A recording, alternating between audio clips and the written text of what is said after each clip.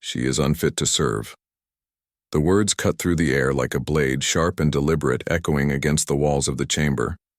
For a split second, silence followed, a silence heavy enough to make the clicking of cameras sound like thunder. Every lens focused on Barron Trump, tall, smirking, reveling in the cruelty of his dismissal. His voice carried not just arrogance but entitlement, the smug confidence of someone convinced the room already belonged to him. Gasps rippled across the audience. A few muffled chuckles rose from his supporters, but most people froze, eyes darting toward the woman seated just a few feet away. Jasmine Crockett didn't flinch. She didn't roll her eyes, didn't give him the satisfaction of anger. Instead, she sat perfectly still, shoulders squared, her silence more commanding than his outburst. The sting of the insult lingered. Viewers at home felt it in their bones. The familiar sound of someone powerful trying to strip a woman, a black woman, of her legitimacy in public. It was more than a comment. It was a warning shot, a statement meant to wound and to remind her of her place. At least that's what he thought. But Crockett's eyes told another story. Behind the calm exterior was a fire she didn't bother to hide. She met his stare, unbroken. And in that quiet defiance, the balance of the room shifted ever so slightly. Cameras zoomed in, catching the smallest flicker of determination in her gaze. It was the look of someone who had been underestimated her entire life and was done letting others define her worth. The tension was unbearable. Reporters whispered furiously, already drafting headlines. Social feeds lit up with shock, outrage, and curiosity, and in that rising storm of attention, Crockett remained unshaken, letting the moment hang, letting the insult age like milk under the hot lights of scrutiny. Then, with a slow breath, she leaned forward, her composure radiating something Barron hadn't anticipated: control. Because what she was about to do wouldn't just answer his insult, it would expose him in a way no one in the room saw coming. But Crockett wasn't finished, and her next move would flip the entire narrative upside down. What Barron Trump hurled across that chamber was not just an insult. It was a declaration, the kind that echoes far beyond four walls and reverberates into living rooms, classrooms, and the hearts of millions watching. When he said Jasmine Crockett was unfit, he wasn't speaking only to her. He was speaking to every woman of color who has ever been told she didn't belong in the room, who has ever been asked to prove her worth twice over, while others were handed legitimacy without lifting a finger. The word unfit has a history. It is the word used to deny women the vote, the word used to block immigrants from jobs, the word that shadowed trailblazers like Shirley Chisholm and Barbara Jordan when they dared to stand where others thought they shouldn't. And in that moment, Barron summoned that entire legacy of dismissal with a single smirk. It was elitism dressed as critique, arrogance disguised as judgment. For those watching, the insult struck a nerve. Social feeds lit up instantly. Who decides what fit means? And who benefits from keeping that definition locked away from voices like Crockett's? Barron's comment wasn't just arrogance.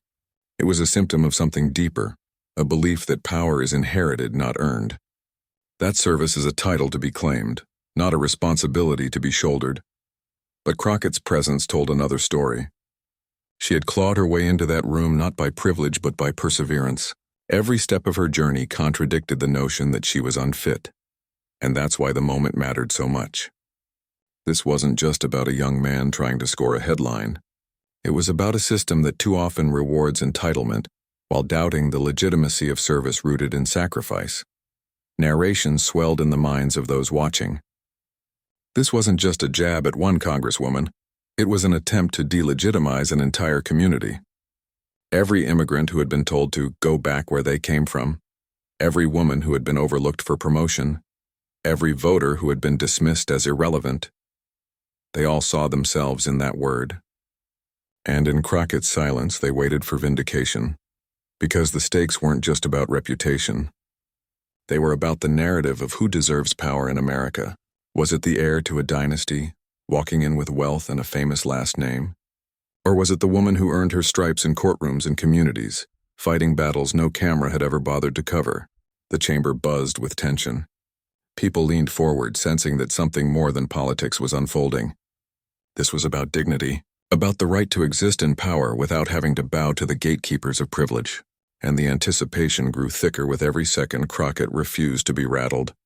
She hadn't spoken yet, but already the moment was hers. She held the silence like a weapon, letting it build pressure, letting it remind Barron and everyone else that words can boomerang. Because history has shown one truth again and again: arrogance always overplays its hand. And yet, as history would soon witness, the insult was about to backfire in spectacular fashion. But to understand why Crockett's response hit so hard, you need to see who Barron Trump has become. Barron Trump was born into a life most Americans can't even imagine.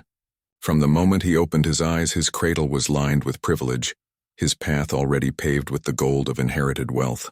While other children learned discipline through chores or responsibility through part-time jobs, Barron grew up in a tower that touched the Manhattan skyline, his childhood defined by butlers, chauffeurs, and a last name that opened doors before he even learned how to knock. He never needed to prove himself. Not in the classroom, not in the workforce, not in the trials of survival that shape so many lives. Where others worked double shifts to keep food on the table, Barron never worried about bills or the price of gas. Where immigrants labored to prove their worth in a country that doubted them at every step, Barron's citizenship came not just with a passport, but with headlines. He didn't climb ladders. He was placed at the top. And yet, in recent years, as he stepped onto the political stage, he carried himself not as a young man still learning, but as someone convinced he already knew it all. He walked in with the confidence of a dynasty, but not the scars of service. His speeches dripped with bravado, his interviews echoing the same dismissiveness that had become the family brand. For him, leadership wasn't about struggle or sacrifice. It was about inheritance, about keeping the Trump name stitched into the fabric of power. His tone reflected it. To him, calling Jasmine Crockett unfit wasn't even an argument, it was a reflex. The arrogance of someone who had never been forced to stand in a line, to justify his presence, to fight for his right to be heard. He wore entitlement like a tailored suit, polished and fitted, but hollow underneath. That contrast was glaring to ordinary Americans. In a country where families juggle medical bills, where students drown in debt, where service members risk their lives overseas, here was a young man who had never faced a real test of endurance, branding others unfit. The hypocrisy was almost cinematic. The child of privilege casting judgment on the woman, forged by fire. And it wasn't just arrogance, it was performance. He had learned from his father that politics could be theater, that insults could dominate headlines, that cruelty could double as strategy. Every smirk, every cutting phrase was delivered for maximum effect, as though the cameras were his true audience. But unlike his father, Barron lacked scars of battle. He had inherited the script without earning the role, delivering lines written in arrogance without the lived experience to back them. Observers noticed. Journalists whispered about his lack of substance, how his speeches were long on ego and short on policy. Social media mocked his sound bites, noting how quickly he borrowed his father's playbook of insults and bluster. But for Barron, none of it mattered. In his world, perception was reality, and as long as the cameras rolled, he believed he was winning. And that is what made his dismissal of Crockett so predictable and so dangerous. He didn't see her as a rival forged in struggle. He saw her as an obstacle, someone who dared to stand in a room he assumed belonged to him. The word unfit was less about her and more about protecting a worldview where people like him never have to answer to people like her. But arrogance has a way of writing its own downfall. History is filled with dynasties that believed themselves untouchable, only to crumble under the weight of their own hubris. Barron's confidence that day may have won him a smirk and a headline, but it was also the spark that lit Crockett's fire. Because while Barron lived in privilege, Jasmine Crockett lived a different story entirely. Jasmine Crockett's story could not be more different from the polished marble world Barron Trump inherited. She was not born into towers or penthouses. Her earliest memories were of modest homes, neighborhoods where every dollar stretched thin, and communities that survived not because life was easy, but because people fought tooth and nail to make ends meet. Where Barron had privilege handed to him, Crockett had to carve out space with grit, stubborn determination, and an unshakable belief that her life was meant for something more. As a child, she saw firsthand what it meant to be overlooked: schools without enough books, neighbors working multiple jobs just to cover rent, families too often ignored by lawmakers who claimed to serve them. These were not statistics in a policy report. They were people she knew by name, friends, teachers, relatives, and it was in those surroundings that she began to understand what justice meant. Not an abstract idea, but the difference between whether someone could afford medicine, whether a child had a safe place to learn, whether dignity was recognized in lives too often forgotten. That drive carried her through college, where she didn't have the luxury of drifting through semesters or coasting on family wealth. She studied relentlessly, fueled not by entitlement but by purpose. While others sought prestige, Crockett sought impact. Law school sharpened her edges even further. She saw the law not as a career but as a weapon, one she could wield on behalf of those who had been silenced. The courtroom became her proving ground, and every case was a reminder that the system was not built for everyone equally. But rather than breaking her, that realization steeled her resolve. In those early years, she took cases few others wanted: tenants wrongfully evicted, workers cheated out of wages, families fighting through bureaucratic nightmares just to stay afloat. Each win was hard-fought, each loss a bruise, but every experience layered strength upon strength. Unlike Barron Trump, who carried a name, Crockett carried scars, and those scars made her dangerous to anyone who underestimated her. Her fight wasn't confined to the courtroom. She was on the streets, at rallies, listening to the people whose voices were drowned out in the halls of power. Megaphone in hand, she stood beside community leaders demanding reforms, chanting until her voice cracked, leading marches that stretched for blocks. Cameras weren't always there. National outlets rarely paid attention. But for the people standing shoulder to shoulder with her, Crockett wasn't just another politician in waiting. She was one of them, their neighbor, their advocate, their fighter. Personal sacrifice followed her like a shadow. Long nights working cases that barely paid, days spent traveling between communities, holidays missed because she was in court fighting to keep families together. Financial security was never guaranteed. She knew what it felt like to juggle bills, to put service above comfort, to ask herself whether the fight was sustainable. But every time doubt crept in, she returned to the same truth. If she didn't fight, who would? Her rise into public office was not scripted, not inherited. It was demanded. Communities she served urged her to take the next step, to bring her relentless advocacy into the legislature. And when she did, she carried not the swagger of entitlement but the weight of expectation. She wasn't there to bask in titles. She was there to carry the voices of people who never had the chance to sit at those tables. What made Crockett formidable wasn't just her resume. It was the fire beneath it, the lived experience that made every word from her mouth ring with authenticity. She didn't need to manufacture passion. It poured from her naturally. She didn't need to stage compassion. She had lived it. And when her opponents underestimated her, assuming she was just another name to dismiss, they found themselves stunned by her ability to dismantle arguments with precision, always tethered to the lives of real people. Every trial she faced prepared her for this moment. Every courtroom battle, every late-night rally, every sacrifice and setback forged her into a leader who knew how to withstand arrogance. She had seen it before, in landlords who thought tenants had no recourse, in corporations who thought workers had no power, in politicians who thought voters could be ignored. She had stared arrogance in the face her entire career, and she knew exactly how to break it. So when Barron Trump sneered that she was unfit, Crockett didn't just hear a personal insult. She heard the echo of every dismissal she had endured. She heard the voices of her community being silenced again, and she knew deep down that this was the kind of moment she had been built for. The kind of moment where all her scars, all her experience, all her resilience would transform into strength before a national audience. And when the two stories collided on that stage, sparks were inevitable. The tension in the chamber had reached its peak, a taut string pulled so tightly that the smallest flick might snap it.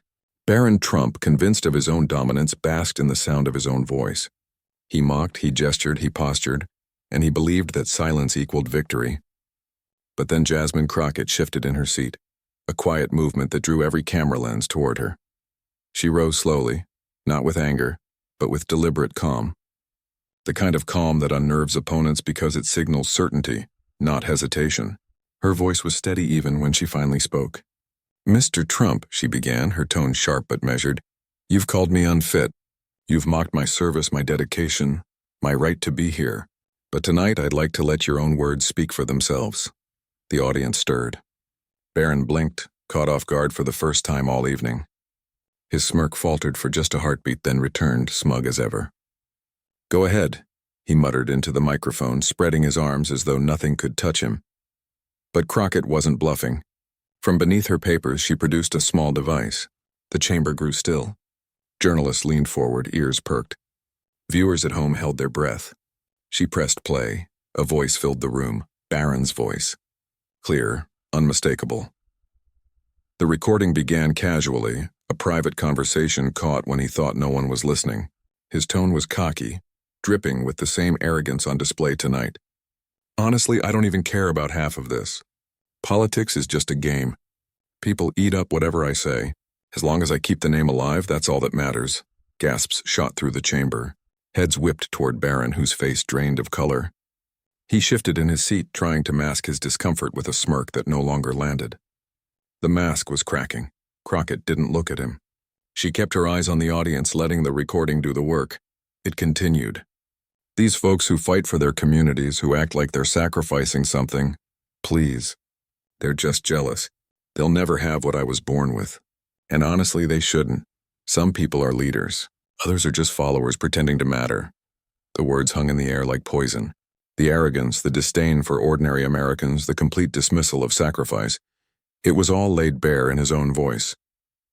Reporters scribbled furiously. Phones lit up with notifications, and the audience's murmur swelled into an audible roar. Crockett paused the recording, her hand steady, her expression unflinching. "This," she said quietly, "is the man who just called me unfit." The silence that followed was deafening. For the first time that night, Barron had no words. His smirk collapsed into tight lips, his eyes darting as though searching for an escape route. Cameras captured every flicker of panic. Crockett pressed play again. "Truth doesn't matter. Optics matter. I can say whatever I want about people like her, and the cameras will eat it up. That's politics now. You don't need to earn respect unless you just need to act like you already have it." The chamber erupted. Gasps, shouts, the sharp intake of disbelief.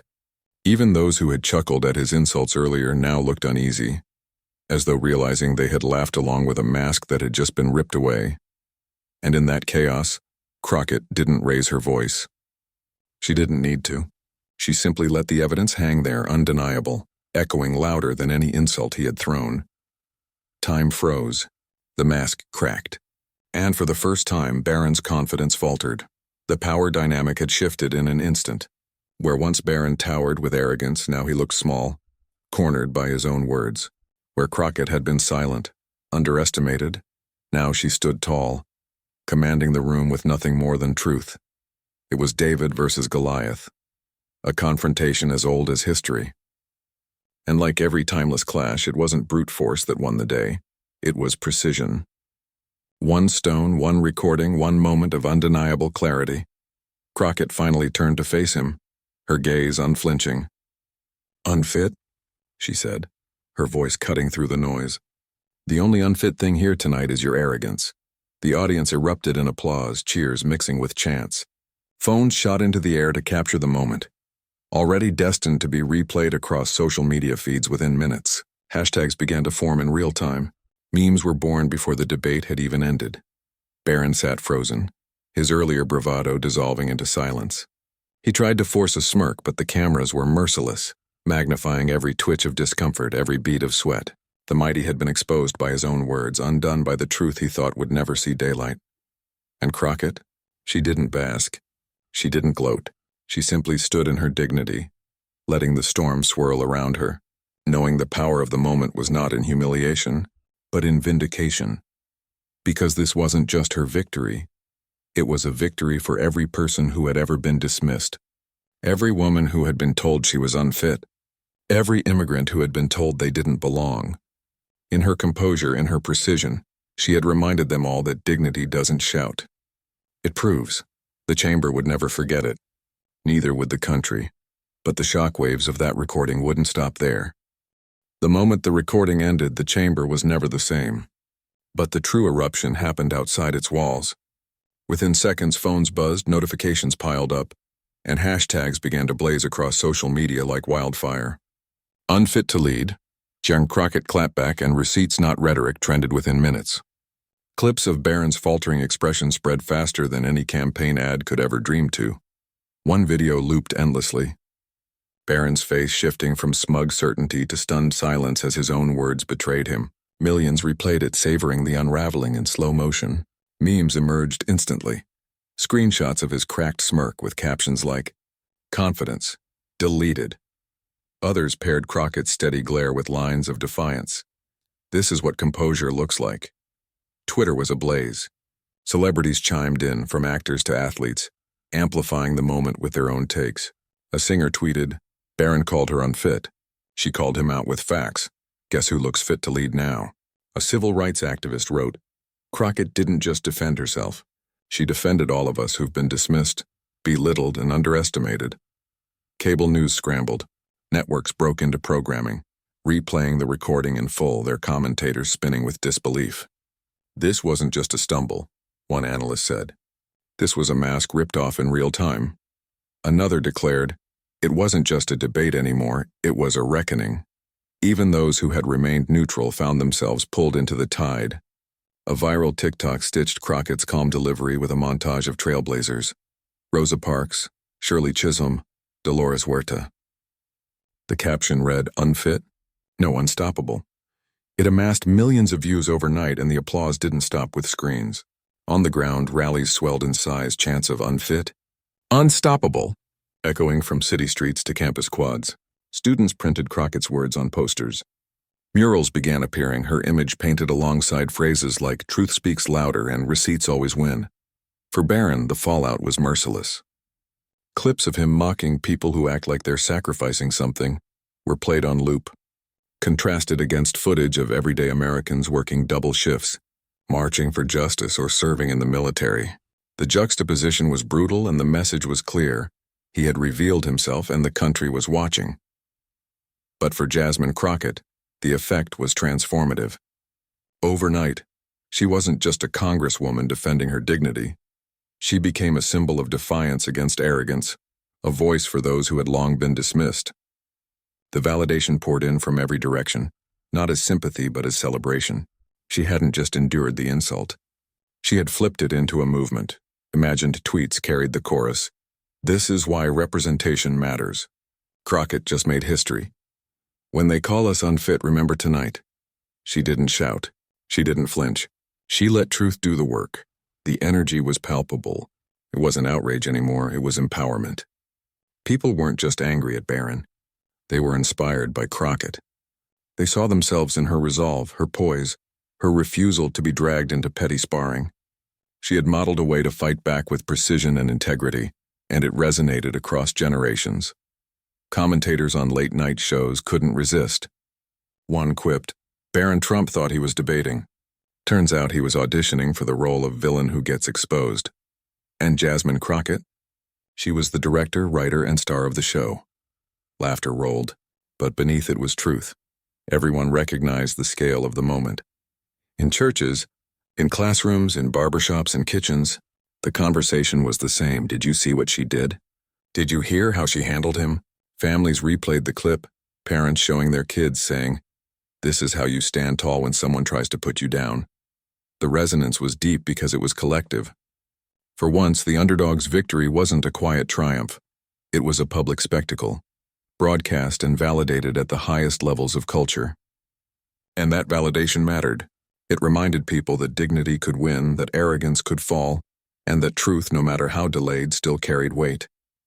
But Crockett herself? She wasn't basking in humiliation or hashtags. For her, this was never about Barron's downfall. She didn't rise to prove him small. She rose to prove a community powerful. The cheers and the memes were noise to her higher calling, fuel for a cause greater than one debate. Because Crockett wasn't interested in humiliation, she had a higher purpose. When the noise faded, when the hashtags slowed and the cameras finally turned their gaze elsewhere, what lingered wasn't just the sting of Barron's words or the electricity of Crockett's clapback. What lingered was the lesson, because at its core this was never about one young man's arrogance or one congresswoman's composure. It was about something bigger, something woven into the very idea of what it means to serve. Barron had tried to declare service a matter of birthright, a privilege reserved for the heirs of dynasties. But Crockett had reminded the nation that true fitness to serve isn't inherited, it's earned. She had earned it through long nights in the courtroom, defending the voiceless. She had earned it through community rallies where she stood shoulder to shoulder with people who had nothing but hope to hold on to. She had earned it through every sacrifice, every door slammed in her face, every uphill battle that tested her resolve. Service wasn't a stage for her. It was a calling. And that distinction between entitlement and service, between privilege and sacrifice, became crystal clear. Barron had walked into the debate cloaked in confidence that came not from trials endured, but from wealth bestowed. Crockett walked in carrying scars, lessons, and grit, the quiet strength of someone who had already fought battles far tougher than a stage insult. It struck a chord because it echoed a truth Americans have always known deep down. Greatness doesn't come from a last name. It comes from resilience, from showing up when no one expects you to, from standing tall even when others try to belittle you, from choosing dignity when arrogance tempts you to lash out. Crockett's moment wasn't just political theater. It was a reminder of the American promise. A promise that no matter where you come from, no matter who doubts you, your worth isn't decided by those born into power. It's decided by what you give, by who you lift, by how fiercely you serve. And in that moment, dignity triumphed. Dignity always outshines arrogance. Truth always silences lies. And service always speaks louder than entitlement. Viewers didn't just see a congresswoman defending herself. They saw themselves reflected in her. They saw their parents who worked 2 jobs without recognition. They saw their grandparents who marched for rights that seemed impossible to win. They saw their own struggles to be heard, to be valued, to be seen as worthy in a world that often dismissed them.